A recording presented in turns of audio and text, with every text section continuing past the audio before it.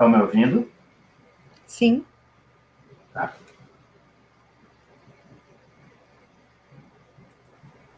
Estamos no ar. Boa noite. Boa noite, colegas. Boa noite, doutor Marcos Moura. Boa noite. Hoje vamos dar continuidade ao Laboratório Finéias. Esse é o primeiro, vocês têm que ver como tá bom. Sobre o workshop tributário para empresas e consultorias, tá? Estamos aqui com o contador Marcos Moura. E, na continuidade, estaremos aqui esclarecendo suas dúvidas. Então, se você tem alguma dúvida, escreva aí no chat, que eu vou estar passando para ele, e ele vai estar esclarecendo. Agora, para o senhor aí a palavra.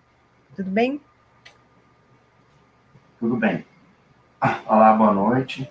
Estamos aqui mais uma vez nesse workshop do Finéias, né, hoje 3 de março. Hoje a gente vai falar um pouquinho de contribuição previdenciária, da parte trabalhista, né? Ontem a gente falou mais das questões tributárias. Hoje a gente está misturando um pouco os assuntos, né, e dando no início dicas mais financeiras, como a gente prometeu ontem, e creio que vai ser bastante útil. E sinta-se à vontade para fazer perguntas, tá bom? E vamos tentar responder todas. Se não conseguirmos responder todas hoje, a gente pode responder por um dos canais que vão ser disponibilizados pelo Finéias. Então, vamos lá. Hoje a gente vai falar sobre umas questões até um tanto quanto básicas, mas que às vezes no dia a dia, né, para entrega das obrigações tributárias, dá muito trabalho para os empresários, né? E uma delas é o certificado digital. Muitos empresários perguntam, eu preciso mesmo de um certificado digital para entregar a obrigação, para entregar a declaração para a Receita Federal, para emitir nota fiscal? Essa é uma grande questão. Eu tenho que ter esse custo mesmo? Pior que tem, viu? Pior que tem. Existem algumas tendências de que isso vai mudar no futuro próximo aí, mas a Receita Federal exige para todas as obrigações das empresas, praticamente, e algumas das obrigações para a pessoa física. Nós vamos falar um pouquinho também sobre gestão financeira, porque a gente combinou no início de dar algumas dicas, né, sobre isso, e escolha de sistema, como segregar a vida financeira pessoal, da pessoa jurídica, né? Enfim, para dar uma geral nisso tudo, que às vezes gera também muita confusão para quem, principalmente, está começando no mercado. Geralmente, quem está mais maduro no mercado, já tem empresa há bastante tempo, nem precisa muito, né, se preocupar com isso, porque já deve estar estabelecido. Vamos falar um pouquinho também sobre a menina dos olhos da atualidade, que é o contrato intermitente, né? Não vamos falar sobre todos os contratos de trabalho aqui, afinal de contas não é uma aula de direito trabalhista, mas é apenas dar uma pincelada do que o mercado tem mais usado, né? Que é o contrato intermitente, que depois da reforma tributária de 2017, reforma trabalhista, melhor dizendo, de 2017, resolveu, né, realmente atrair os empresários. E, ao final, vamos falar um pouco sobre as detenções previdenciárias, né, que aí é o aspecto mais tributário mesmo dessa noite aqui. Então, como eu me apresentei ontem, hoje também me apresento um pouquinho mais rápido. Eu sou contador e professor e consultor em Brasília, né? Eu me formei no UniCeub, que é uma universidade aqui em Brasília, tenho especialização em administração de recursos humanos, em gestão pública, orçamento público, contabilidade pública, também em direito tributário pelo IBET São Paulo, e atualmente estou terminando um curso de inovação e tecnologia na educação, é um dos melhores cursos do país, né, sobre o assunto de educação à distância, enfim, ensino híbrido, microlearning. É uma escola muito boa e que tem avançado muito nessa direção. Eu gostaria de começar com uma grande reflexão, né, para você, empresário que está nos assistindo. Você já parou para pensar sobre isso? Se você não está crescendo rapidamente, você está morrendo lentamente. Né? É uma frase de um dos consultores, né, que mais ajuda os contadores hoje no Brasil, Roberto Dias Duarte, bem atuante. Eu até o convidei para participar aqui um pouquinho dessa live de hoje, mas ele tinha um outro compromisso. É uma pessoa que sabe muito dar dicas para empresários de como se dar bem no mercado, como não cair em roubadas. É uma pessoa que estuda muito o mercado no Brasil, né, em Portugal, nos Estados Unidos. A gente está sempre em contato. Eu gostaria que ele estivesse aqui hoje, mas ele não pôde estar, está num outro evento online também. Enfim, em qualquer dia desse a gente apresenta o Roberto para os engenheiros ambientais e para os engenheiros sanitários, principalmente. A questão do certificado digital, né? A gente sempre se depara como contadores. Por que eu tenho que ter o certificado digital? Né? O certificado digital nada mais é que um documento eletrônico que faz criptografia de dados, né? E gera mais autenticidade, mais confidencialidade, integridade. Na prática, o que você faz com ele? Você assina documentos, né? E dá um ganho de tempo para você enviar esses documentos já assinados e faz as entregas das obrigações tributárias, né? Principalmente para a Receita Federal, é utilizado bastante para emissão de nota fiscal, e ele dá uma certa segurança para a empresa, né? Porque ele é emitido por uma autoridade certificadora que se responsabiliza por aquilo que está emitindo, né? A gente pode citar exemplos aí sem medo de estar fazendo propaganda das empresas, que elas realmente estão no mercado, a Valid, a Solute, a CertSign, por exemplo, são empresas realmente grandes, né? E os contadores, né, não vivem sem esse certificado. Então, às vezes, os empresários ficam um pouco preocupados, porque eu preciso desse custo, né? Às vezes é preciso ter mais de um, não só um certificado, enfim. E essas informações criptografadas geram mais segurança, né? Ou seja, para você quebrar uma criptografia de um certificado, assim, não se tem notícia, né? E resumindo, ele possibilita a realização de procedimentos, operações virtuais, sem precisar você se deslocar. Imagina você ter que assinar tudo e levar, por exemplo, para os órgãos de controle, para a Receita Federal, suas obrigações. Não, ele permite que você entregue suas obrigações, assine, né, de forma segura, e aí você ganha mais agilidade no processo. Todas as empresas estão obrigadas a ter um certificado digital? Não necessariamente, né? Mas as empresas maiores, principalmente, que exigem um pouco mais de trabalho, né? Da contabilidade, para emitir as notas fiscais, para gerar as obrigações tributárias e trabalhistas também, como eu falei. Lá na frente a gente vai falar muito sobre as obrigações trabalhistas também, né? Uma preocupação grande hoje, principalmente por conta da pandemia, auxílio emergencial e tudo mais. Então, se você não tem esse certificado, dificilmente você entrega todas as obrigações para o fisco, seja ele federal, estadual ou municipal, né? E esse certificado geralmente também é muito usado pela área financeira. E aí, a gente já adentrando no assunto mais financeiro, né, que a gente resolveu abordar vários assuntos hoje, como eu disse no início, né, a questão financeira da sua empresa, ela é realmente importante, você se preocupa com isso, né? O que você pensa sobre a gestão financeira não é tão importante para mim, eu quero mesmo é vender, né? Eu quero mesmo é vender serviços e tocar meu negócio para frente, e basta ter uma pessoa lá que faz contas a pagar e receber, né? Eu não preciso de relatórios gerenciais sobre gestão financeira, ou seja, como você lida com isso na sua empresa? Isso é muito importante. Por quê? Né? Com a gestão financeira mais apurada, você tem um controle maior das suas operações, né? Administra maior o seu dinheiro, os investimentos, as despesas e também as dívidas, né? Planejar tudo isso pode maximizar os resultados da sua empresa. Portanto, não se acanhe em perder um pouco de tempo, né, na sua empresa, planejando o que você vai pagar, receber, aplicar, né, no mercado, enfim. Um outro ponto bem importante que eu vejo na vida dos empresários é quando eles misturam, né, a vida financeira pessoal com a vida financeira da empresa.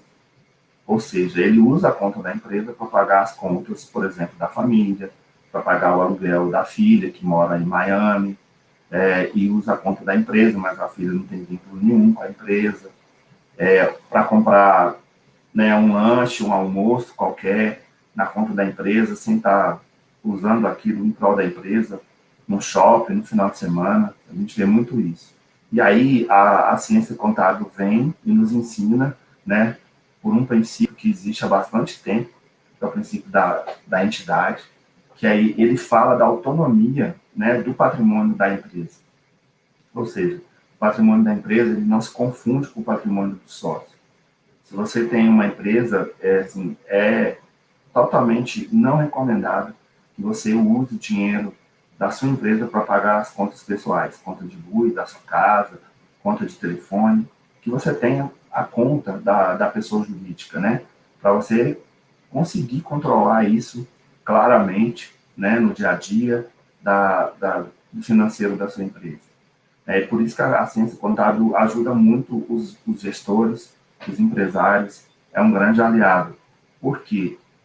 Ele ajuda você a identificar o seu patrimônio particular. Ele fala, olha, isso aqui é particular, né? Os contadores falam para você, empresário, né? E você pode também usar a sua conta da pessoa jurídica para transferir o dinheiro para a sua conta da pessoa física. Mas isso tudo tem que estar amarrado na contabilidade, né? Ou você vai fazer uma retirada de lucro, uma antecipação de lucro ao longo do mês, né? Receber uma prestação de serviço, você vai lá e saca da conta da pessoa jurídica e transfere para a pessoa física. Eu já vi o caso de uma empresa, só para citar um exemplo e ilustrar, que os sócios eles não transferiam nenhum valor para a conta da pessoa física. Eles retiravam da conta da pessoa jurídica em espécie todas as vezes que precisavam do dinheiro da empresa. Isso não é uma boa prática, né? Não é uma prática recomendada. Ou seja, você tem que ter a conta no banco da sua pessoa jurídica e a sua conta da pessoa física. E nunca misturar isso, porque lá no final das contas, isso vai te atrapalhar, inclusive até reduzir seu lucro. Você vai perder o rastreamento do que você ganhou, do que você recebeu, enfim. Né? A gestão financeira de qualquer empresa, ela exige uma sinergia entre a área financeira e a contabilidade. Né? Não tem como, não são processos muito próximos.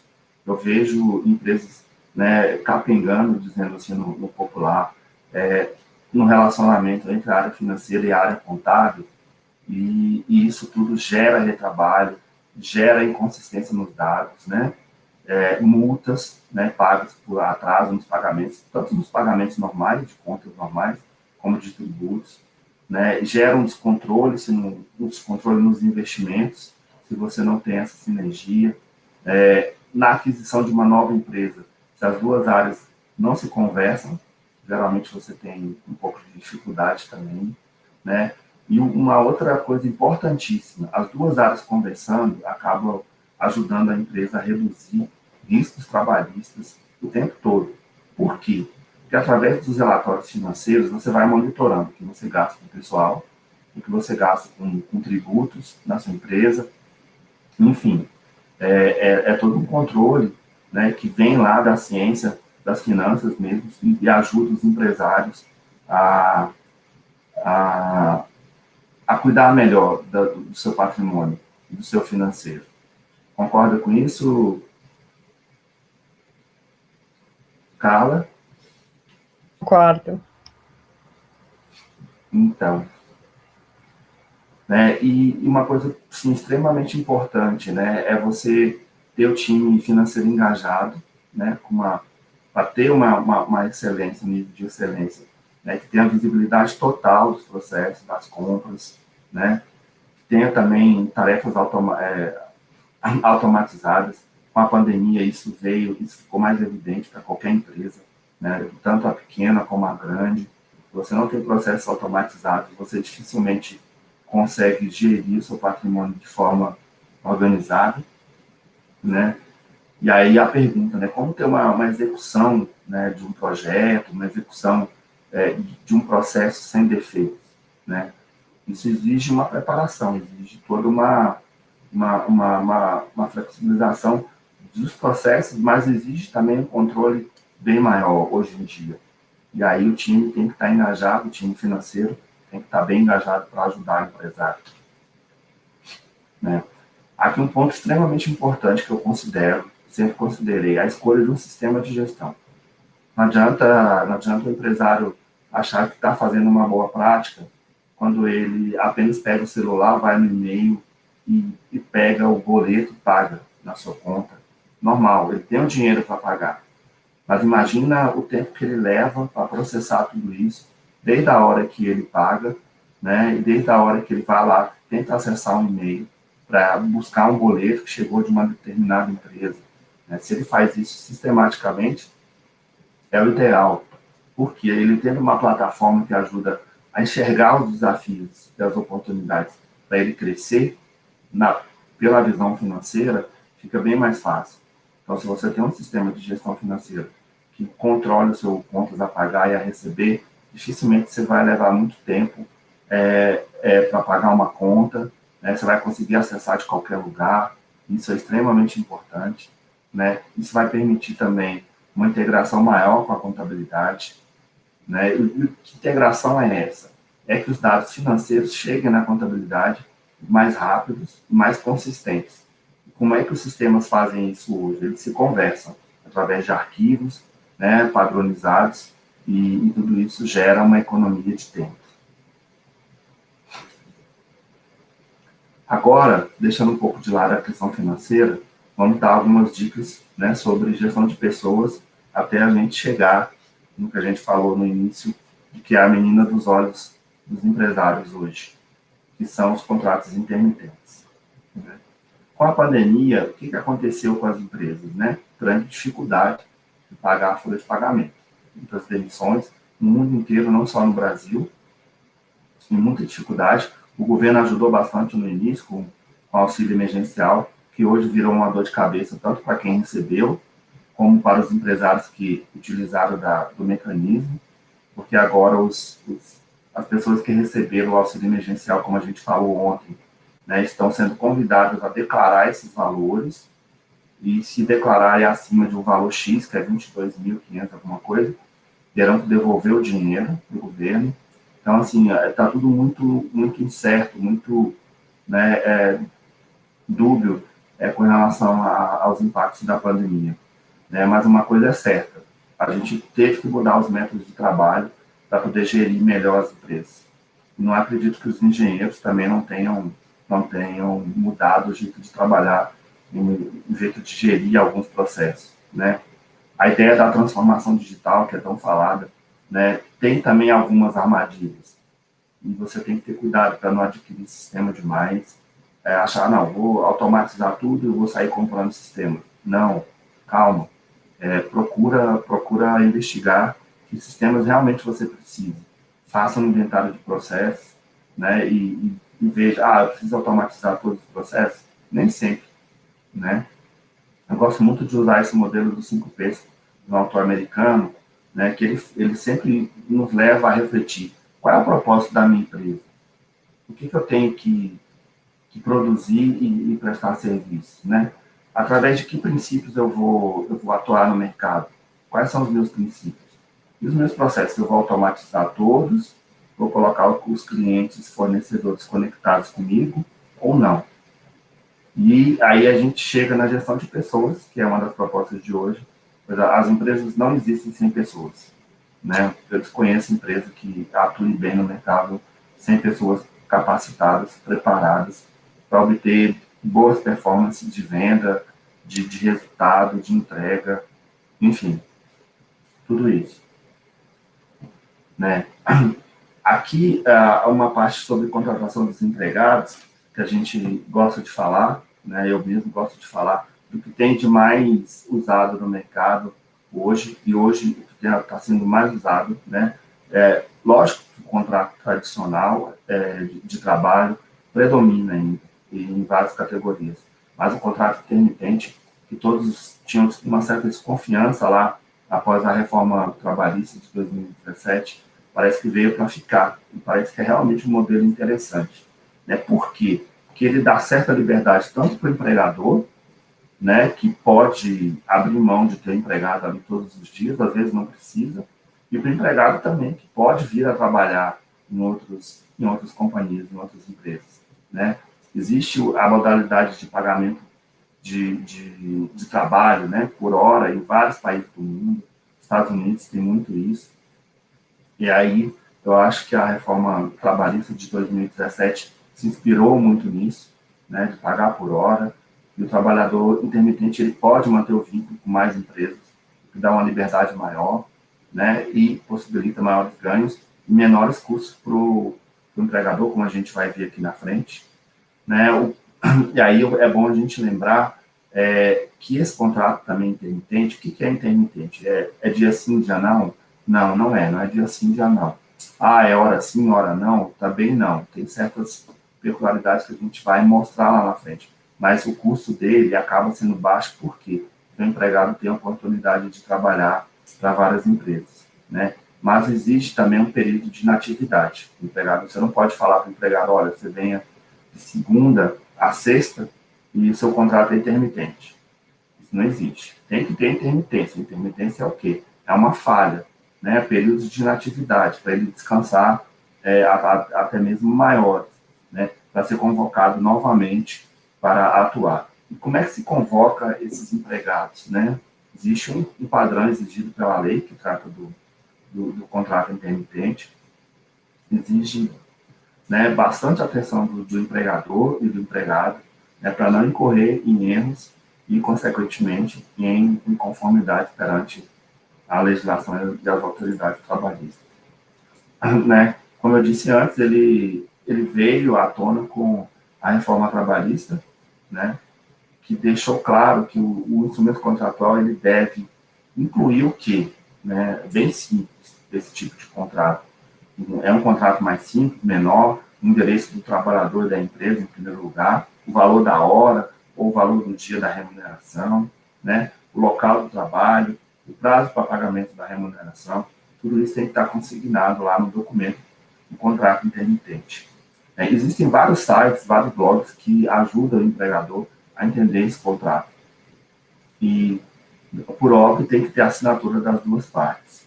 Mas é sempre um contrato bem mais simples que o tradicional. E aí, como é que o empregador, após contratar esse empregado intermitente, vai fazer para convocar o empregado, né? Ele tem que convocar, no mínimo, com 36 horas de antecedência. Seja por e-mail, seja por WhatsApp ou outro aplicativo de mensagem. Ele tem que fazer essas convocações. Ou convoca para o mês inteiro, falando, olha, você vai trabalhar tais dias, já convoca o mês inteiro, mas tem que ficar configurada a intermitência, né? Se o empregado receber a comunicação, ele tem um dia para responder se quer trabalhar ou não, ele tem esse direito. Olha, eu não posso ir na quinta, eu quero ir na sexta. Ele tem esse direito, o empregador vai ter que entender. E caso fique em silêncio, fica ali o que já foi acordado, né, entre as partes. Ou, não, o silêncio ele gera a recusa. Né? O empregado ele não pode deixar de responder ao empregador se aceita ou não aquele agendamento. Né? E se aceitar e não comparecer, existe multa. Essa também é uma das vantagens dessa modalidade de trabalho. Existe multa. O trabalhador que confirmou a ida ao trabalho e não compareceu, você pode descontar 50%, né, do valor do que ele receberia. E como calcular o pagamento desse empregado, né, contratado da modalidade intermitente? Existe uma forma de compor o pagamento do salário, que é um pouco diferente. Os contratos normais de trabalho, tradicionais, geralmente você recebe 13º, férias, enfim, férias proporcionais e descanso semanal remunerado, né, só quando incidem, né, os períodos, ou seja, ou completos períodos. Né. O intermitente ele tem um pouco diferente isso. Você tem que pagar o salário do mês, das horas ou dos dias, as férias proporcionais, e com o adicional de 1/3, ou seja, todo mês você vai pagar férias para esse empregado, né? Todo mês você vai pagar o adicional de 1/3 sobre férias. Todos os meses você vai pagar o descanso semanal remunerado para esse empregado. Vai pagar o proporcional do 13º, um 12avos, né? Os adicionais legais, tipo hora extra, adicional noturno, salubridade, você tem que pagar no mês seguinte, né? Junto com o pagamento. Não pode deixar de esquecer, né? Não pode esquecer que você também tem que entregar o comprovante de pagamento para ele, né? Assim que o pagamento foi efetuado. E aí, na folha de pagamento é um processo de cálculo normal, só que com algumas peculiaridades que ele recebe algumas verbas mensalmente, não anualmente. Sobre contrato intermitente, é sempre bom lembrar também que as empresas parece que ainda não aderiram muito a essa modalidade, né?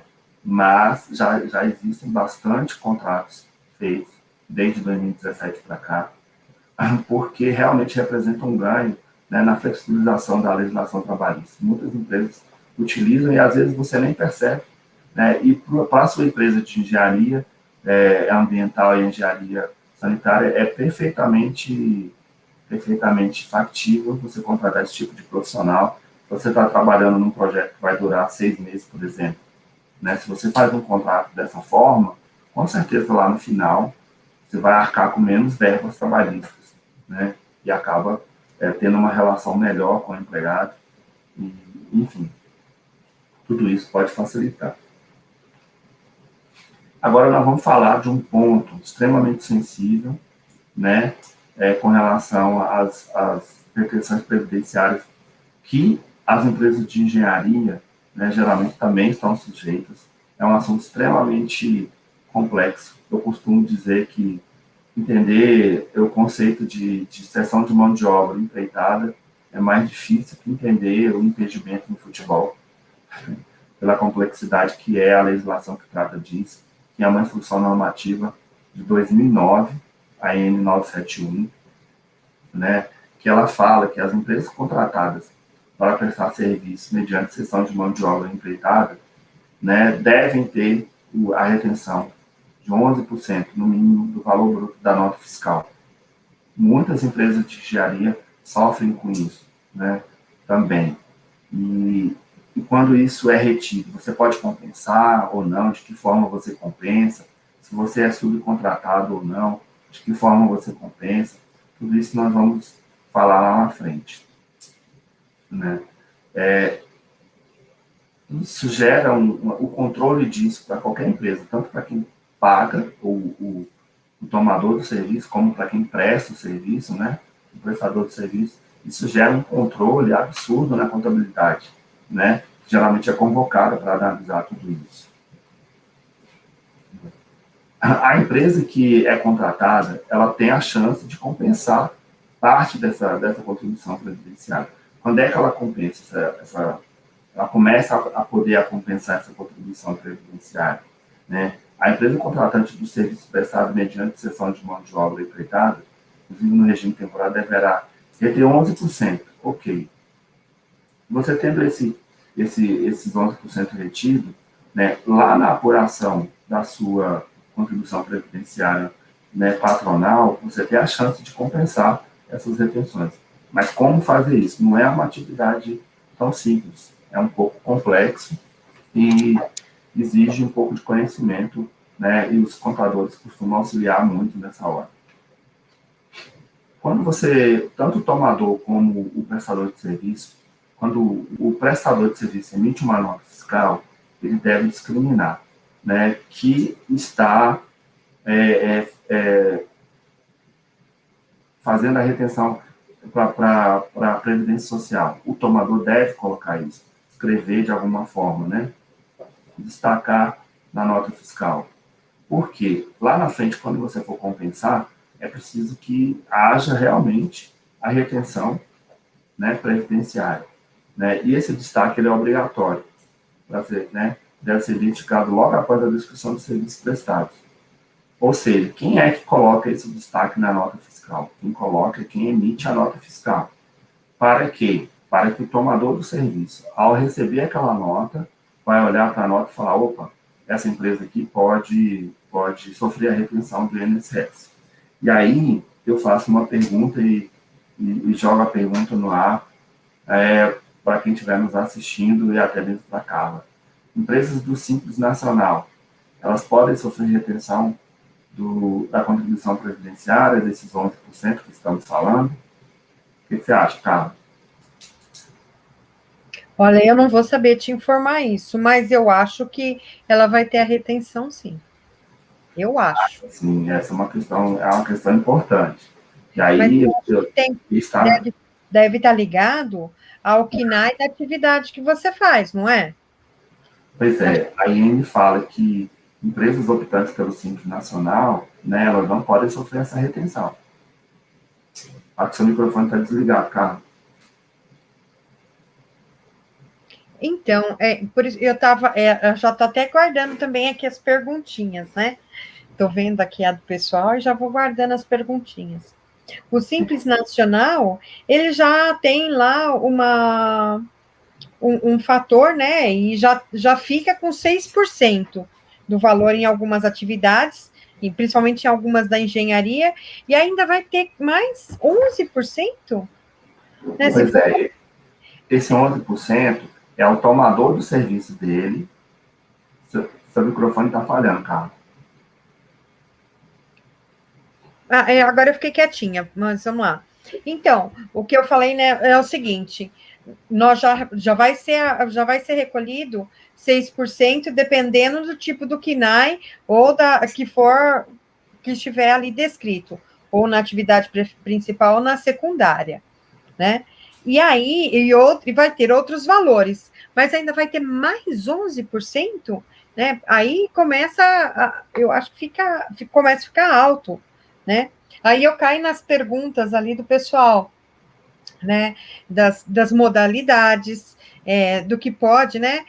Se é interessante, então, essa questão de contratar por um contrato intermitente por conta dos 11%, né? Se vale a pena, ou se de repente vale a pena contratar alguém que tem uma outra empresa, tem uma MEI que seja, mas aí a pergunta, engenheiro pode ter MEI? Né? Não. Então, mas o conselho, eu vi uma conversa de que reconhecia algumas atividades, alguns conselhos aceitam empresas, aceitam MEI, alguns conselhos, outros não. Né? Então, será que vale a pena?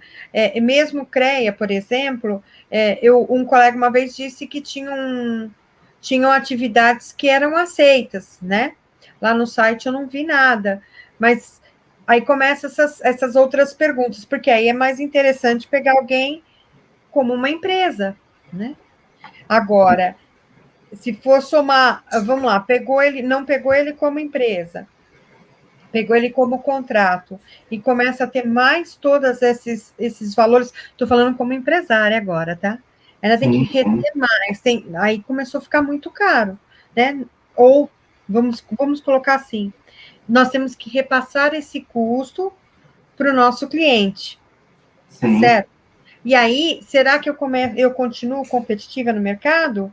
Ou será que, olha, começam as questões, né? Como gerir todas essas informações? No que eu até comentei, nós estivemos conversando, começa a ficar complicado, porque nós somos engenheiros, nós temos que fazer contas, temos tudo, mas nós temos que fazer projetos, né?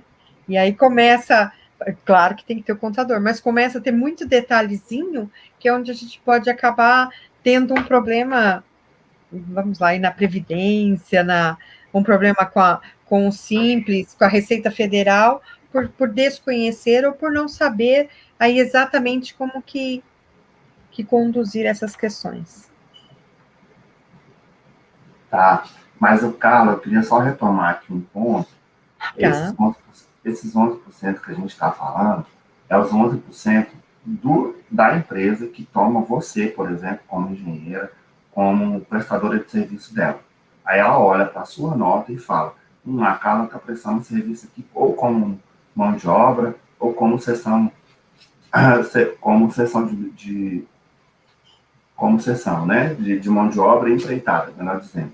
Se você for contratado em uma dessas modalidades, se você não é do Simples, a empresa que te contratou, ela vai fazer a retenção dos 11% do INSS, vai repassar para a Receita Federal, que hoje administra esses valores, e você deixou de receber 11%. Desses 11%, parte disso, se você não é do Simples ou é do Simples, você pode compensar, né, na apuração da sua contribuição lá. Você é do lucro presumido, por exemplo, você vai ter que apurar a contribuição patronal sobre a folha. Você pode compensar isso, né? Não ele não vai te onerar como o Simples te onera. É diferente. A gente está falando de retenção na fonte, tá? Muitos empresários misturam isso, que é tanto tributo no Brasil que realmente vira uma sopa de letrinhas. E aí realmente fica complicado, né? Então, a gente está falando de retenção por parte do tomador do seu serviço. Aí não mistura empregados, entendeu? Você está prestando serviço e ele está te fazendo a retenção. A questão do MEI que você falou, eu gosto muito de falar sobre esse assunto. Existe mais de 400 atividades que são permitidas. Para os escritórios de contabilidade já foi permitido uma época, lá por volta de 2012. Não lembro se já foi permitido para os engenheiros, mas hoje a questão para os engenheiros, eles não podem se estabelecer como MEI. Não pode. Isso é vedado pela legislação, ou tem que ser optante pelo Simples Nacional, ou lucro presumido ou lucro real. Né?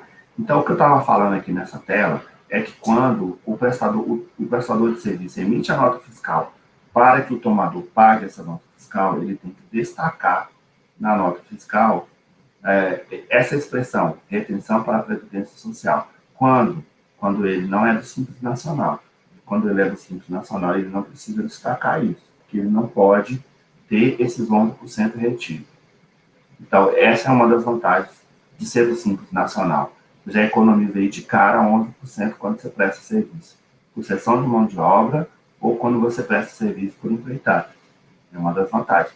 Como você bem lembrou, Carla, tem a alíquota lá do Simples, que começa por 6% lá no anexo 3, inclusive envolve os engenheiros, quando não tem o fator previdenciário ali, o fator R, aliás, interferindo, que aí leva os engenheiros para o anexo 5, como a gente explicou ontem, né, e complica um pouco.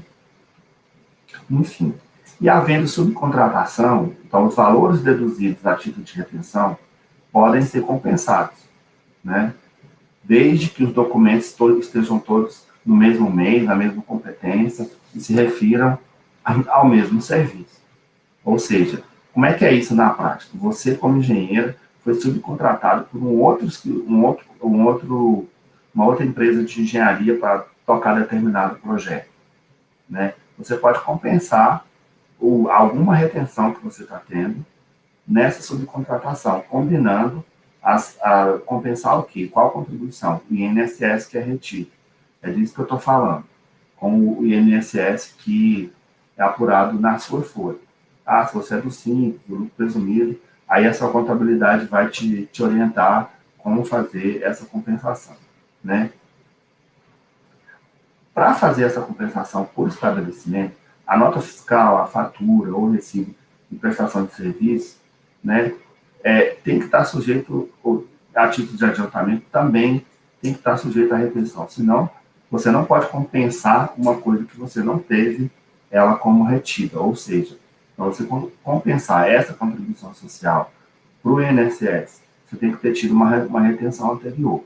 E aí, qual que é a dica que eu dou sempre? É você procurar a sua contabilidade e estudar isso. Olha, posso realmente fazer as compensações? Não posso. Enfim, você tem que ir analisando sempre isso. É o que eu estava dizendo também.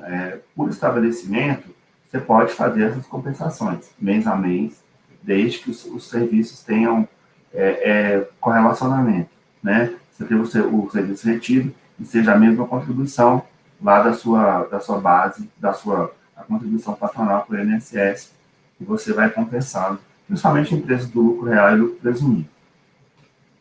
né? Aqui um assunto extremamente importante que muitas empresas, inclusive de engenharia, não se atentam, né? Existe uma possibilidade de extrapolar aquela alíquota de 11%. E aí eu peço todo cuidado e atenção dos engenheiros que são do lucro presumido e do lucro real, né? Quando eles estão sujeitos à retenção desses 11%, e a atividade dele ou da engenheira, né, é exercida por algum empregado na empresa que se expuser a agentes nocivos. Isso na engenharia tem muito, né? De forma a possibilitar a concessão de aposentadoria especial após 15, 20 anos, que envolva radiologia, por exemplo, agentes químicos.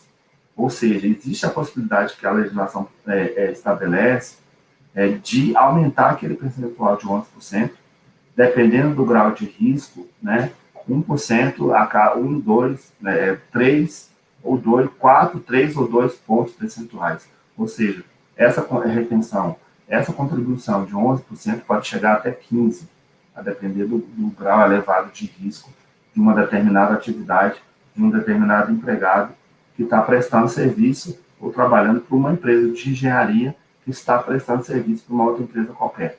Resumindo, é isso, né?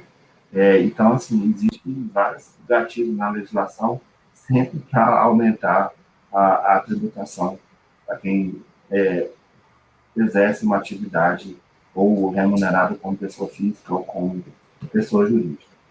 Posso fazer uma pergunta? Claro. Então, vamos lá. Muitos colegas nossos são engenheiros de segurança, né? Quase todo engenheiro opta por uma segunda titulação, como a engenharia de segurança. E aí você vai lá e presta o serviço para uma empresa que tem periculosidade, tem outros fatores aí de risco, né? Cada vez que eu vou na empresa, seja eu contratado ou seja a minha empresa, eu consigo colocar isso como uma questão para melhorar minha questão previdenciária? É isso? Ou eu não entendi direito? Não. O que eu estou dizendo aqui é que se você tem um empregado, né? Ao empregado. Você tem um empregado que está prestando serviço Okay. junto com da sua empresa em outra empresa, né? E essa atividade tem um grau de risco. O que a legislação fala com relação a essa retenção adicional, né? Você não é do simples, você, por exemplo, é do lucro presumido, está prestando serviço, e o tomador do seu serviço, ele pode aumentar o percentual da retenção. Por quê? Ele é de uma atividade de risco, sei lá, você está desenvolvendo um projeto que tem um risco grande, sei lá, em Brumadinho, não sei. E aí o percentual da sua retenção, né, que a empresa de lá vai fazer, ela pode aumentar. Ou aumentar em mais 4%, em mais 3%, ou em mais 2%. Né? E pode perfazer uma alíquota total de até 15%. Consegui explicar, Carla? Eu entendi, mas eu ainda fiquei pensando numa questão mais prática, né? Sim. Até um exemplo. Sim. Vamos supor, vou prestar serviço numa Petrobras, tá certo? Você vai ficar na plataforma, certo, né? Vamos supor, eu sou a dona da empresa e vou permanecer lá. Então, estou sujeita a todos os riscos, todas as questões deles, inclusive a questão de permanecer em plataforma por um determinado período que tem aí algumas outras questões de risco, vamos colocar assim. Ele vai reter, tá certo? Mas aquilo que eu colocar, e eu passo a ter direito. Isso aí que eu não consigo. Ele vai reter, ele vai reter, mas vai reter a mais, que vai incidir no meu, ou no meu funcionário, valores para a hora que for fazer o cálculo da questão da previdência dele, é isso? Eu realmente fiquei em dúvida nisso. Não, a questão, Carla, é o seguinte, você como empresária não vai sensibilizar você está prestando serviço como empresário, você mesmo, por conta própria, não vai se sensibilizar esse percentual de retenção adicional. Não vai. Até porque tem o Prolabora, essas questões todas. Exatamente. Mas, se você tem um empregado seu prestando serviço lá para a Petrobras, numa plataforma, aí sim, aí você tem que analisar. E a própria Petrobras, na hora de fazer a retenção da sua nota, ela pode elevar a alíquota, justamente para compensar aquele risco que o seu segurado lá, o seu empregado segurado, pode estar sofrendo. Eu vi que já tem algumas perguntas aí, viu? Tem algumas outras. Muito bom, está indo muito bem, né? O senhor é muito bom, estou gostando. A Aliane pergunta, né, do FINES, como fazer o contrato intermitente. E aí existem modelos, voltando um pouquinho, falando da contribuição do... Acho que a gente pode terminar e voltar nas perguntas, Carla, eu acho melhor. Tá bom. Então, não, vamos terminar e voltamos na pergunta, sim. Acho interessante. Eu acho que aí fica mais... Eu já interrompi o senhor, né? Já fui fazendo pergunta. Não, tá tranquilo. Né? E acontece muito essas dúvidas com relação à empreitada, como quando que faz a retenção na prestação de serviço mediante empreitada parcial, subempreitada, e aí tudo isso está lá na IN, e os engenheiros devem ficar atentos a isso, né? Porque principalmente os engenheiros civis, né, existe muita retenção que envolve a construção civil. Aí, como eu falei para a senhora no início, existe uma declaração, né, aqui serve não só para as contribuições previdenciárias, poucos empresários, aí eu vou falar dos optantes pelo Simples Nacional. Quem está assistindo a live e não sabe disso, está na hora de conversar com o seu contador. Às vezes você está tendo retenção de tributo, mesmo sendo do Simples, e a legislação proíbe. Empresas do Simples não podem ter tributos retidos na fonte. Não pode. Existe uma instrução normativa que estabelece um modelo de declaração, né, para que o optante pelo Simples, que está prestando um serviço, envie junto com a sua nota fiscal essa declaração. Que declaração é essa? Ele declara o optante pelo Simples Nacional. E aí não pode haver retenção. Já vi vários casos de empresas que fazem retenção de optantes pelo Simples ainda hoje, embora a legislação do Simples tenha começado lá em 2006, né? Então, assim, é bom sempre deixar essa declaração pronta, assinada e enviar. Muitas empresas já conhecem essa sistemática e elas mesmas entram lá no site da Receita Federal e olham, essa empresa aqui é optante pelo Simples Nacional, então não vou fazer nenhuma retenção de tributo federal aqui, né? Quem faz isso? Quem está pagando a empresa que prestou o serviço. Mas é sempre seguro você encaminhar essa declaração para evitar retenção na fonte. É uma dica muito importante para quem presta serviço no Brasil e é optante pelo Simples, né? Essa questão previdenciária é extremamente complexa, a gente não consegue destrinchar aqui tudo hoje, mas é sempre bom você conversar com o seu contador sobre como fazer revisão previdenciária constante. Ontem a gente deu uma dica importante sobre como montar um comitê tributário para acompanhar a complexidade tributária da empresa ao longo dos anos. A gente sugeriu que os comitês se reúnam a cada 3 meses, né? Para a questão previdenciária, isso é importantíssimo.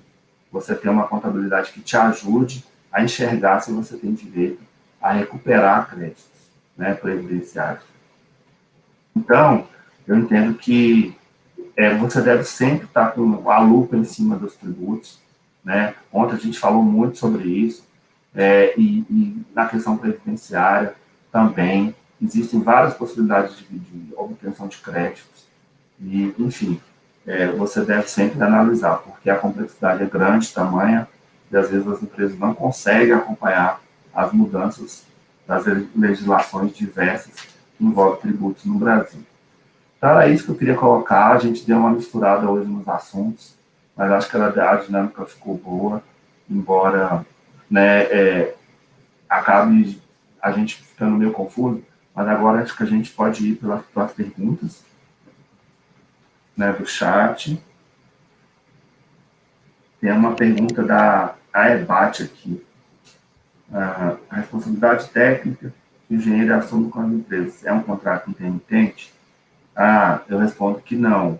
Não, a responsabilidade técnica não tem a ver com o contrato intermitente. O contrato intermitente é um contrato de trabalho. Agora, se você for contratado, né, como responsável técnico e fez um contrato intermitente para isso, aí é outra história, mas na essência não.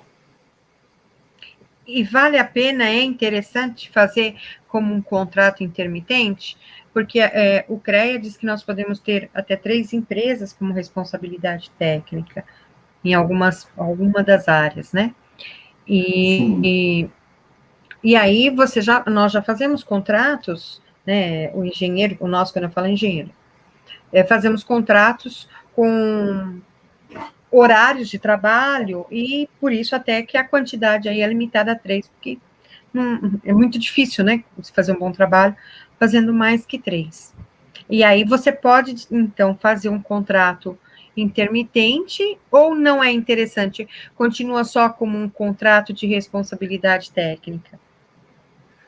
Esse contrato na área de engenharia de responsabilidade técnica, na verdade, ele é um contrato de prestação de serviço, certo? Normal. Cortou, desculpa. Cortou, por favor, senhor, repete. Ele é um contrato de prestação de serviço normal, É seja um como contrato. seja como pessoa física ou como pessoa jurídica, eu entendo. É um contrato de consultoria. É um contrato de consultoria. Exatamente. Aí, essa diferenciação com o contrato intermitente, aí vai depender da vontade da empresa que quer te contratar como engenheiro e fazer um contrato de trabalho intermitente. Eu entendo que pode, ele é um contrato de trabalho, né? Só que aí você está sujeito a CLT, não a regime das empresas. E aí, intermitente só pode ser contratado quem é pessoa física. Pessoa jurídica não pode. Tá. Interessante. Aí nós tivemos outras perguntas, tá? Até voltando aqui. A pergunta, que tinha ficado uma pergunta ali para trás, né? Sobre a questão da real importância das empresas terem a certificação digital. Né? Eu acho que não só a empresa tem que ter a certificação digital. Em alguns casos, o profissional engenheiro tem que ter a certificação digital, porque nós Sim. fazemos em algumas atividades, em alguns órgãos, por exemplo, como a ANM, é exigido que você entre com a sua certificação digital. Então, não é só na empresa, são todos aí que precisam fazer essa questão da certificação digital. E uma vez que você fez a certificação digital, vê se eu não estou errando, né? Como pessoa física, você depois consegue entrar como pessoa jurídica, por exemplo, na Receita Federal, não é isso, professor? Sim, sim, sim. Exatamente. Isso aí não é extremamente importante o que você falou com relação à certificação. Você vai usar para várias coisas, para assinar, inclusive, projetos, você pode assinar com certificado digital, tem validade jurídica essa assinatura, né? E, enfim, eu acho que vale a pena. Eu acho que teria que ser, não sei se talvez o pessoal pode até querer me brigar comigo, mas eu acho que, sendo profissional, quando os órgãos, não só alguns ministérios exigirem, né? Por exemplo, você já entra pela certificação digital, mas quando órgãos públicos, né, estaduais, passarem a exigir isso, você consegue fechar um pouco mais o mercado e realmente ter mais profissionais executando alguns serviços. Eu acho isso interessante. Não acho isso ruim, não. Sim. Tem uma outra pergunta, Carla, sobre MEI, né? Existe Isso. alguma modalidade de MEI que o engenheiro possa executar? A gente falou no meio da apresentação, né, ao longo da apresentação, que o engenheiro não pode ser MEI. Ele não pode se constituir como MEI. Né? Acho que eu entendi a pergunta assim. E aí, A colega perguntou, a consultoria consegue entrar no Simples Nacional em 6% de impostos? Eu acho que sim, né? Entra no anexo 3, não é isso? Isso, é a primeira faixa de faturamento, né, até 180 mil por ano, no anexo 3, né, da lei lá, a lei complementar 123 de 2006, que é a lei do Simples. Mas aí ela tem que analisar se ela vai conseguir se manter naquela faixa. Com relação à folha de pagamento, o fator R, se ela não tiver folha de pagamento, ao longo dos meses, a Receita começa a calcular, né, a proporção entre o que ela recebe e a ausência da folha de pagamento.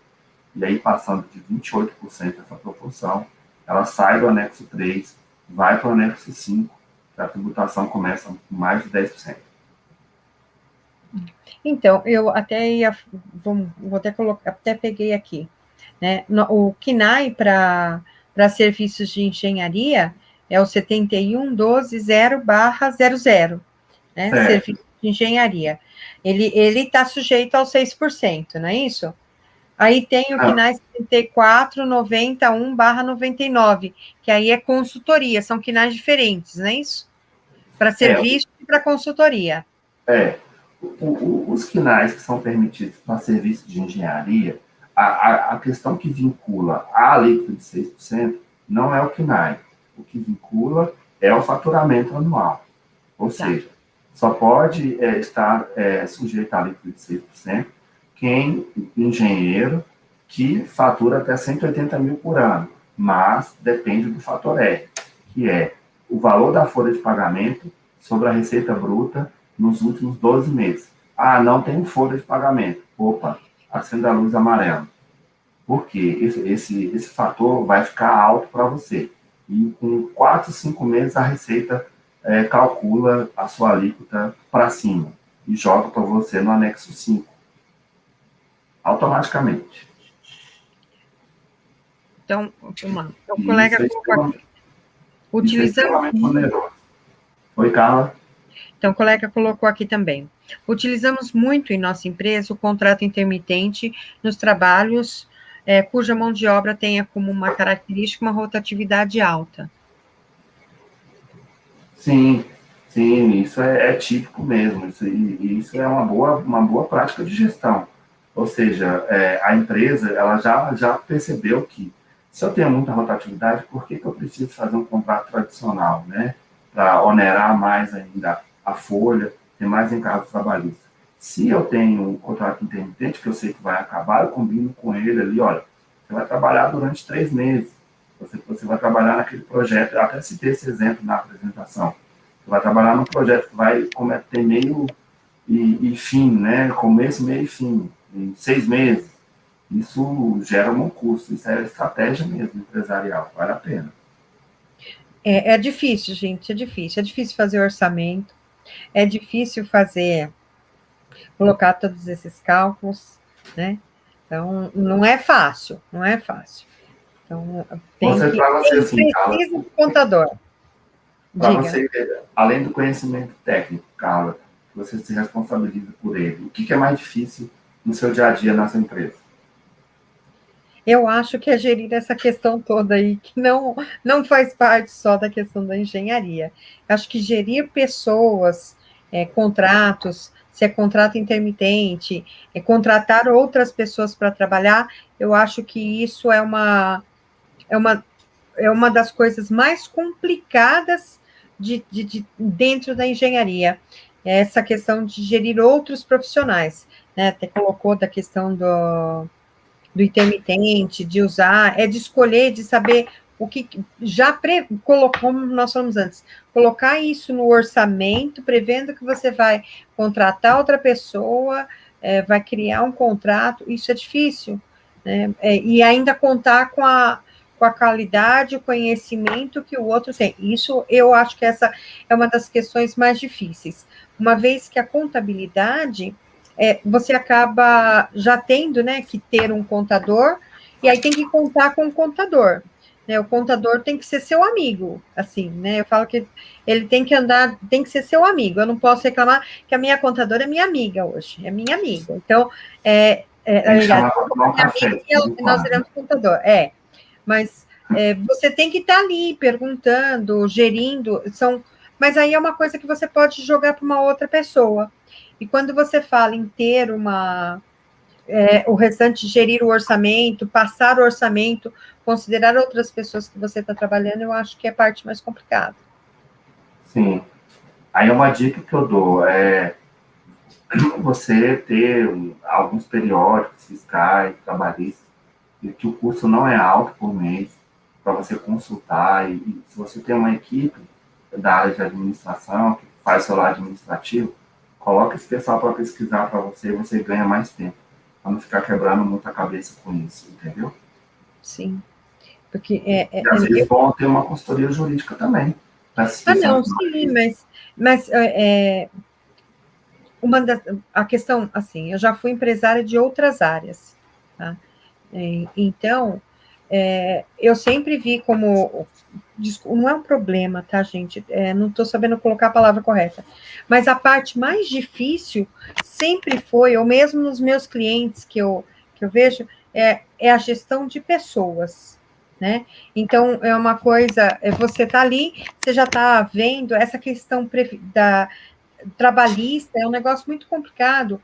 Hoje eu conversei com um colega, ele falou, às vezes é melhor sempre fazer o acordo já no juiz, porque do que pagar antes, e eu vou parar no juiz, ele, né? Ele estava frustrado por isso, e eu entendo o que ele quer dizer, né? Então, você tem ali o funcionário, trabalha com você há muito tempo, você conhece ele, né? Eu estou falando isso já por experiências de empresas mais antigas, tá?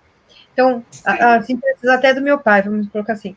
E depois, você pagou direitinho, você cumpriu a sua parte, ele recebeu o dinheirinho dele lá, fez tudo, mas ele sai dali e entra na justiça trabalhista, entendeu? É uma frustração, vamos dizer assim, né?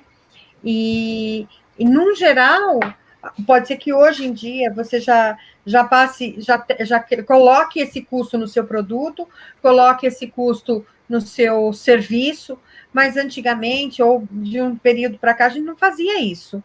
Então, Sim, você estava prevendo no seu produto, quando você estava vendendo, uma ação trabalhista, né? Ou sim, pelo menos você previa até uma, mas o negócio virou quase que todo funcionário que sai de uma empresa grande entra com processo, né?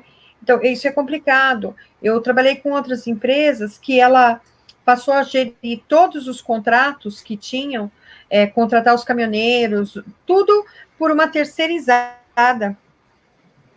Tudo, é, tudo. E ainda assim, a terceirizada que contratava o funcionário, e ainda assim, quando ele saía, ele ainda tentava entrar contra a empresa, que não era, não com a empresa que ele trabalhou, que foi contratado, contra outra empresa. Eu acho muito complicado. Eu acho que a legislação trabalhista, por isso que eu espero que o pessoal até entenda aí que eu quero, né?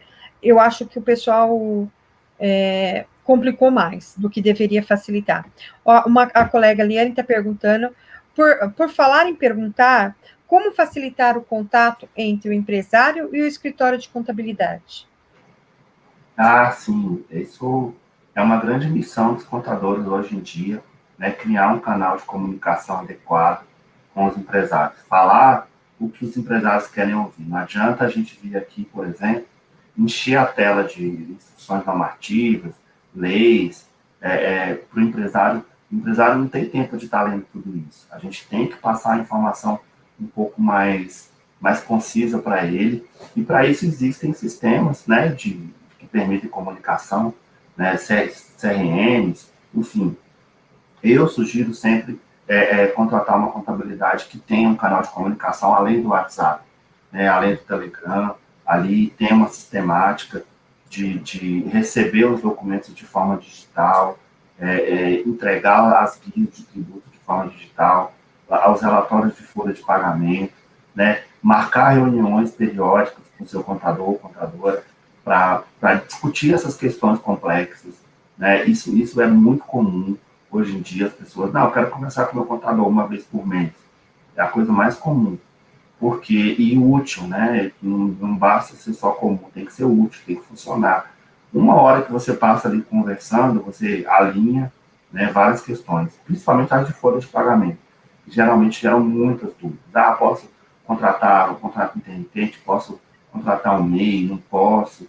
E se você tem um canal de comunicação preciso, né, que flui em uma equipe que consegue atender o empresário, né, a contabilidade está indo além do que ela se propõe, que é registrar o patrimônio, apurar tributos e calcular a folha de pagamento. Hoje se fala muito na contabilidade consultiva, né, o nome parece bonito, mas os contadores têm que virar consultores mesmo, dos empresários, né, tem que saber ouvir a experiência do empresário. Não adianta você falar, não, aqui é do meu jeito, eu vou fazer a contabilidade do meu jeito. Não é. É do jeito dos dois. Os dois têm que chegar num acordo. Então, assim, eu sempre sugiro um canal de comunicação facilitado. E hoje, com a tecnologia, então, fica bem mais fácil.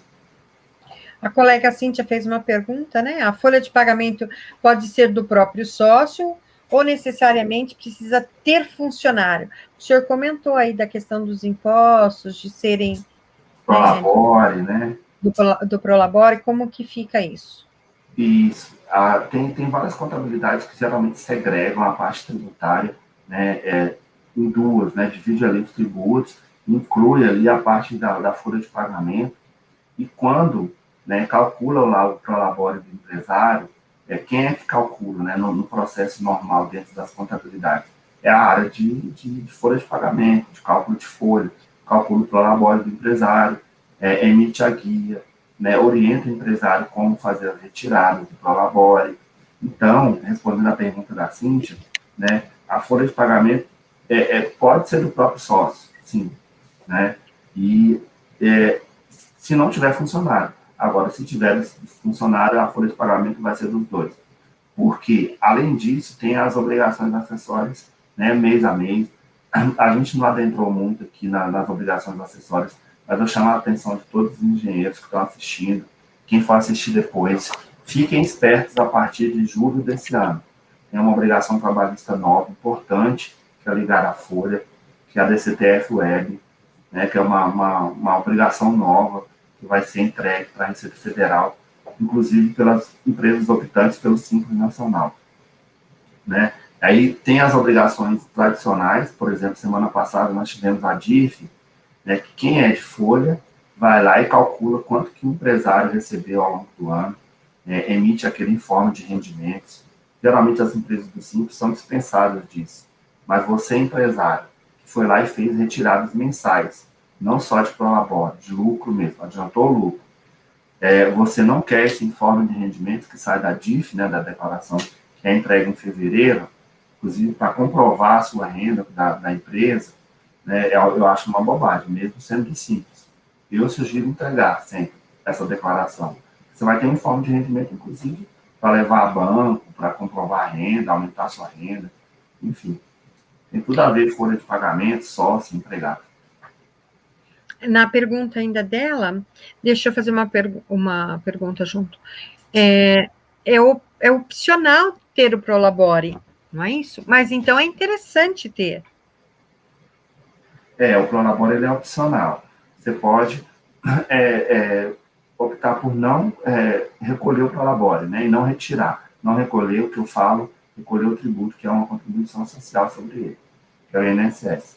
Mas, se você não tem nenhum tipo de seguridade fora da sua empresa, é sempre bom ficar esperto, ou esperto, né? Você precisa de uma seguridade. Se você não tem previdência privada, se você não tem nenhum tipo de seguro contra acidente de trabalho, alguma coisa, né, é melhor você recolher o INSS. Se você não é empregado de nenhuma outra empresa e tem uma empresa e é empresário, eu recomendo a recolher por labore. Por quê? Você passa a ter um seguro, né, para ter uma licença pelo INSS em caso de afastamentos, enfim. Agora, se você já recolhe o INSS por alguma outra forma, né, você precisa recolher o prolabore, aí não, aí a gente recomenda fazer retiradas de lucros, ou antecipações ao longo dos meses, ou no final do ano, fazer uma retirada só, que é mais comum.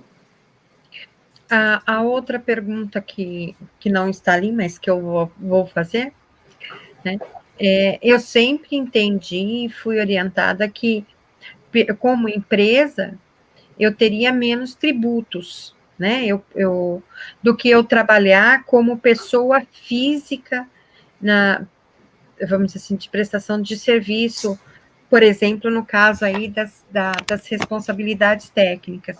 Então, é interessante pegar as responsabilidades técnicas e jogar elas para a empresa, não é isso? Então, é possível fazer isso, porque, e mesmo que você tenha, né, que no caso aí é o correto, a sua empresa também tem que se registrar no conselho, para que você seja o responsável por ela e possa ser responsável por outra empresa, é isso?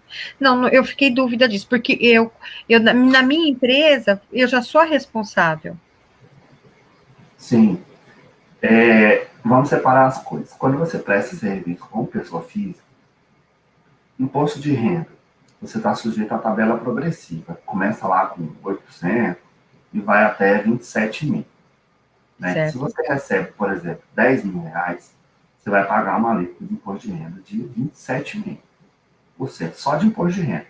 Fora o resto, ainda tem o INSS, que é de 11, chega a 11%, que você está no teto, só aí já dá 37 mil. Né? Se você está prestando serviço como pessoa jurídica, né, por outro lado, você, optante pelo Simples Nacional, por exemplo, está lá no anexo 3, a alíquota de 6%. No mês você emitiu uma nota, você vai pagar 6%. Qual que você prefere, pagar 6 ou pagar 38? Claro que eu sei, né? Né? Então, assim, é sempre melhor, são poucos os casos em que prestar serviços mesmo como pessoa física é vantajoso, são poucos. E aí, se você presta como autônomo, ainda tem o ISS, que é o padrão de 5%, tem o imposto de renda, dependendo do valor, e tem a contribuição previdenciária também do mesmo jeito. Então, é sempre bom fazer as contas ali dos três: pessoa física, autônomo ou empresa. Colocar numa planilha e ver qual que é o mais vantajoso sempre. Difícil, né? É mais vantajoso, então, ser empresa. Mas colocar tudo é difícil. Outra pergunta aqui. Eu prefiro não recolher o Prolabore e fazer tudo de forma privada, através de retiradas. É um É o caminho. Geraldo Moura que colocou. O Geraldo estava na live com a gente ontem. Então, assim, o Geraldo já virou coach aí dos engenheiros. Ele já entrega consultoria de graça para os colegas. Isso é importante também, a gente compartilhar os conhecimentos, né, a forma de fazer gestão. Né? Então, assim, eu considero que o Geraldo já é coach aí dos engenheiros ambientais. Entendeu? Liga para o Geraldo, ele resolve. Não, mas eu não sou. Até gaguejei aqui, porque eu vou falar uma coisa assim. Eu não sei, eu não sou muito amiga dessa ideia de coaching na área de engenharia, não. Eu fiz só um trocadilho, foi só uma Não. brincadeira para descontrair. Porque já tem os analistas e eu já acho complicado. Né? Né? Não o colega analista, né? Que a gente fala de empresas contratarem as pessoas como analistas e não como engenheiros, né? Aí, de repente, começar a falar de coaching, pelo amor de Deus, né? Ah lá, ele também não, né? Porque, olha, nós já temos um problema, principalmente o engenheiro ambiental, né? Eu falo que não tem analista da engenharia civil, não tem analista da geologia, mas tem um analista na área ambiental, que foi uma forma do pessoal dar uma driblada. E pensou já falar em coaching dentro da engenharia? Nem pensar um negócio desse, somente para engenharia ambiental. É interessante, mas assim, se você se desenvolve, né, na carreira de empresário mesmo, você se debruça sobre os temas, você acaba virando referência, é inevitável isso. Não, Né? isso sim. Essa é a parte interessante de nós termos as nossas associações, né? E essa é a parte interessante dos colegas que não são associados se associarem. Eles vão ver que os nossos grupos, as nossas discussões, as informações que rolam nos nossos grupos são super interessantes. Então, eu convido todos os colegas a participarem. Olha só, nós temos a nossa colega Liane, que entrou aí. A Liane é a presidente da Fineias, né? Justo, fiz questão de entrar aqui, porque entrou agora num tema que é o fortalecimento aí, né, das associações. Sim. A Carla, que está representando as 3 associações aí de São Paulo. Isso mesmo. Que se prontificou na hora que eu chamei para vir mediar essa parte de hoje, né, da palestra sobre tributário. E aí ela tem além dela ter essa representatividade nas três, ela também é empresária há muito tempo, tem uma experiência muito boa, né? E aí e venho aqui agora, já no final, para agradecer também a disponibilidade do Geraldo, da Carla, a disponibilidade também do Marcos com a MDM, né? Que sempre tira dúvida, a gente, essa parte aqui do Laboratório de Informação, na verdade, é só uma forma de mostrar o que a gente já faz nos bastidores, que toda vez que surge uma dúvida, a gente recorre a ele, e ele sempre também está disponível, sempre responde, a gente se ajuda nos grupos, né? Nossos grupos de discussão são realmente muito importantes. Acho que a gente primeiro tem que tentar buscar as associações para poder se inteirar e também ficar sempre bem atualizado, né? Eu acredito que aqui ontem e hoje, muitos ouviram assuntos que, às vezes, até está perdendo dinheiro, né? O próprio Marcos comentou aí, às vezes o pessoal está com a empresa, está perdendo dinheiro, às vezes por falta de comunicação, de uma boa comunicação, às vezes com o contador, ou por não investir, talvez, em uma contabilidade mais adequada para a sua empresa, né? Às vezes perde em facilitar a sua vida, em poder usar alguma tecnologia que facilita ali o dia a dia, né? Por exemplo, eu também, falando assim, pessoalmente, estou com empresa aberta, tento sempre usar a tecnologia a meu favor. Hoje em dia, tudo a gente também resolve, não precisa nem entrar no computador para resolver a vida nossa hoje em dia, né? Pelo celular a gente já faz várias coisas, e a gente poder facilitar a nossa vida, porque como a Carla comentou, o engenheiro quer projetar, quer ir para campo, quer botar a mão na massa, né? Mas a parte financeira é importante, né? Como um colega meu fala, né? O faz-me rir a gente não pode demorar, né? A gente brinca que tem que fazer medição, tem que fazer um monte de coisa. Aí eu falo que às vezes eu esqueço, né? Que tem que fazer medição, ele fala, não, faz-me rir, tem que... para vir o faz-me rir, a gente tem que correr logo, tem que ser rápido, né? E é engraçado como a vida da gente muda quando a gente... Inclusive, a gente dá mais valor, inclusive, no salário que a gente tem, no que a gente ganha. Até tem discussão em nossos grupos em relação ao que o empregado paga, né, para os funcionários, porque realmente não é fácil pagar todos os tributos, ficar com tudo em dia, ter a empresa organizada. Realmente é uma luta à parte, né? Fora conseguir cliente, fora conseguir entregar um bom trabalho, fazer um bom orçamento,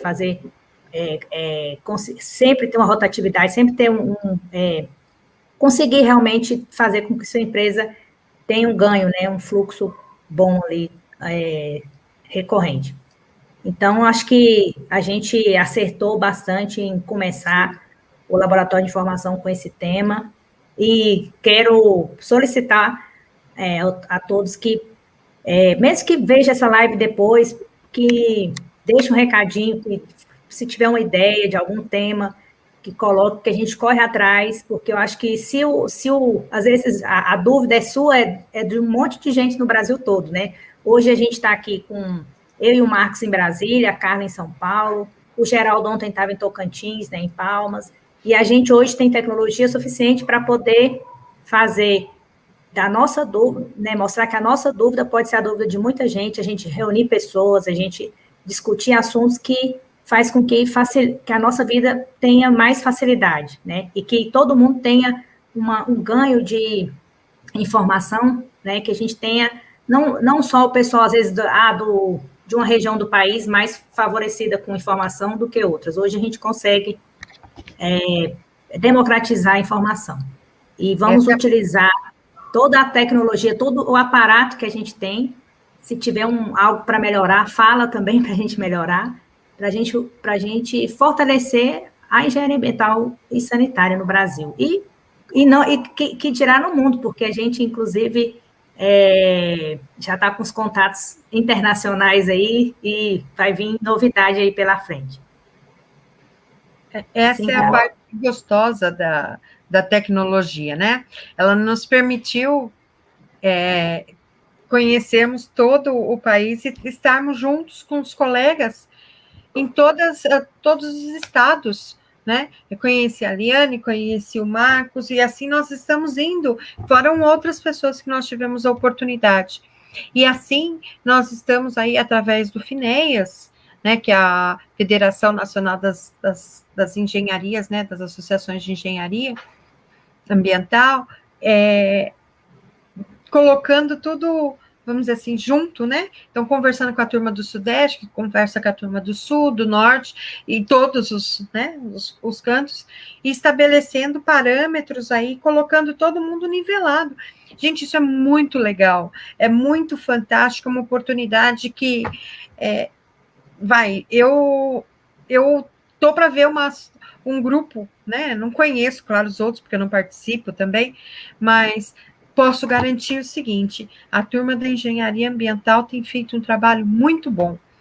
E posso garantir que nós estamos aí, né, buscando coisas boas, como é o caso agora do laboratório, né? Com a oportunidade. Deixa eu agradecer ao seu Marcos, né? O professor Marcos, pela palestra, pelas respostas, né? Por tirar minhas dúvidas. Gente, é muito difícil ser empresário, né? Muito difícil. Mas se você não trabalha numa empresa, tá? Se você não é funcionário de uma empresa, eu acho que a melhor, vamos dizer assim, a melhor saída que você tem, né? A melhor forma de você trabalhar é sendo empresário. Então, eu convido aí os colegas a estarem participando. Não é fácil, né? Aquilo que nós falamos, não é fácil. Você precisa do contador, você precisa conhecer um pouquinho, estudar um pouquinho outras questões, é marketing, é contabilidade, é administração de pessoas, né? Mas para isso, nós estamos aí disponíveis para conversar, inclusive para conhecer as ferramentas aí, como nós falamos, as ferramentas de tecnologia e inovação. E convido vocês a participarem. Aí nós temos pós que estão sendo promovidas pelos nossos conselhos, justamente como forma de capacitação do engenheiro, para que ele possa atuar como empreendedor, como desenvolvedor de novas plataformas, novos produtos, novas questões. Eu fiz uma pós pelo CREA e estou achando, assim, fantástico. Vi coisas que eu não tive oportunidade, não tinha tido oportunidade de conhecer, mesmo tendo vindo de uma área de informática, né? E aí, essas pós, a capacitação que os CREAs estão oferecendo são fantásticas. Então, aproveitem, porque nós temos esse direito, né? Essa possibilidade, e podemos usar isso a nosso favor. E aí, a mesma coisa, o FINEAS com a capacitação, se você entrar aí na página do YouTube, você vai ver quanto assunto tem que nós podemos utilizar e aprender e conhecer as nossas associações, no YouTube das nossas associações, nos sites das nossas associações. Vocês vão ver aulas e cursos fantásticos. Então, novamente, Marcos, muito obrigada. Liane, muito obrigada pela possibilidade e pela oportunidade de estar aqui. Ok, obrigado. Liane, dá para mostrar? Vai mostrar o quê? Dá para mostrar os contatos aí no final? Na sua apresentação não tem, né? Não, tem, tá na tela, tá compartilhado aí. Ah, tá aqui. Tá aqui. Aí eu aproveito para agradecer ao FINEAS mais uma vez, já rapidinho, a Carla pela ajuda também. E aí estão os contatos na tela. Quem quiser conhecer um pouco mais da MDM, é uma empresa de contabilidade que está em Brasília, né? Tem o site, tem muita coisa interessante lá no site, e a gente está aí, né? Na onda da contabilidade online, mas sem perder o foco, né? Não basta só atender online, pelo WhatsApp, que nem eu falei ontem. Não adianta só você mandar um e-mail para o cliente e falar, não, resolvi o problema. Não, tenta entender mais. E a gente existe para isso. A gente é uma empresa, né, que nasceu em Brasília, tem a cara de Brasília, mas tem um viés tributário forte. Inclusive, se quiserem também depois discutir temas sobre tributação internacional, pode chamar, que é o que eu mais gosto de tratar. Tá? Tributos na importação de serviços, na exportação, quem for para o exterior também, expatriação. Tamo aí, tamo juntos. Tá bom? Obrigado a todos. Ótimo, muito obrigada. Boa noite a todos. Valeu, Carla. Para você também, muito obrigada. Tchau, tchau. Para todos os colegas que participaram conosco, muito obrigada, viu? Quem participou aí pelo chat, quem nos assistiu, aqueles que vão nos assistir, e continue divulgando aí o nosso laboratório, que tem coisa muito boa vindo aí. E esse mês, as nossas associações e o Finéias têm programações aí para o mês da mulher, né? Quero ver vocês participando conosco aí, tem muita coisa legal, tá? Então, beijão, até mais para vocês. Obrigada. Tchau, tchau.